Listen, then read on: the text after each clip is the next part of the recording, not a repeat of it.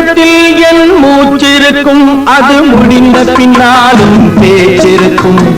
உள்ளம் என்றொரு ஊர் இருக்கும், அந்த ஊருக்குள் எனக்கு ஒரு பேர் இருக்கும்.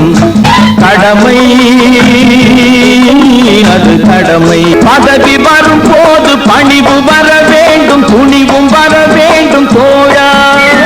பாதை தவறாமல் பண்பு குறையாமல் பழகி வர வேண்டும் தோழா.